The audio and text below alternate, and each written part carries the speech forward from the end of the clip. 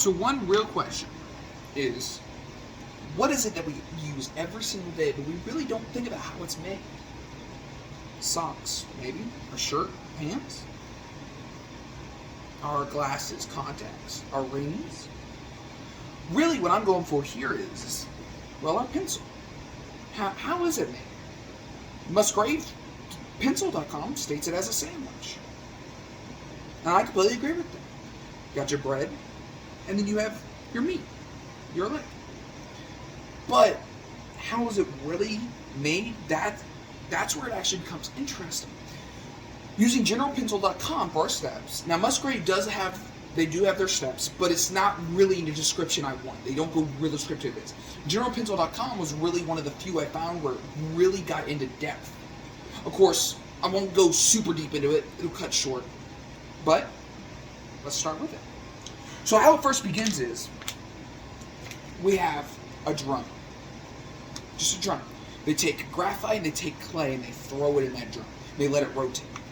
It sits there and it turns into a fine powder.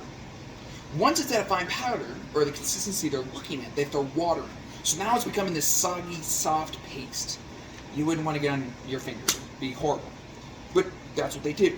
After about 3 days, they take it out and they let a machine dry it and they set it onto a shelf. Now it's on a shelf and they let it dry for 4 days.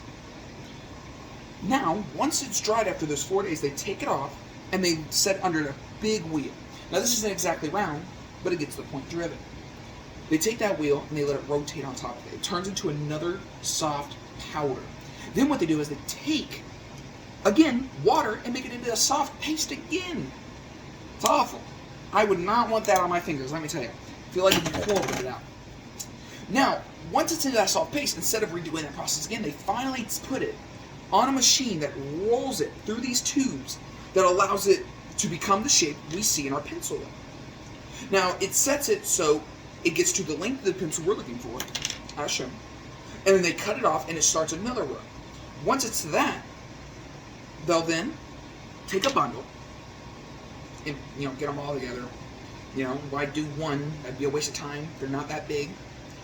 And they set into an oven for 1,800 degrees. Now, that's something. I can't imagine how many people accidentally burned themselves touching that. At that point, well, what are we missing? We're still missing the wood. So what they do is they take incense wood.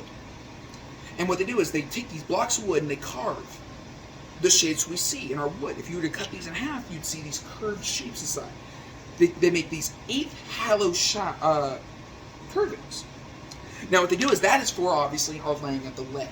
Now, what they do is then they put it on the machine that lays our lead. Now, the thing is, too, is all this wood is still connected. So they're laying the lead on, but it's also stacking another piece of the same kind of shape onto it, so it's creating our whole pencil. And while also layering glue halfway. So now, they're letting it sit there. It's getting held together.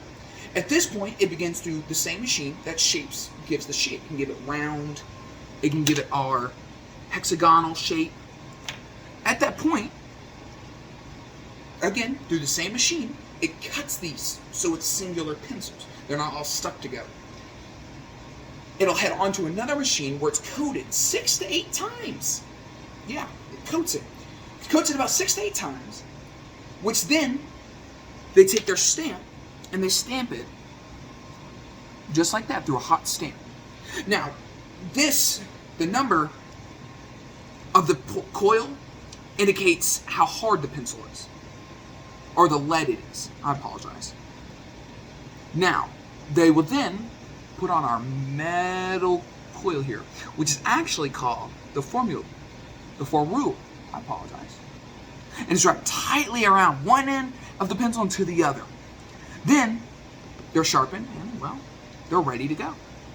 And that's how a pencil's made. Now you got really thinking about some things.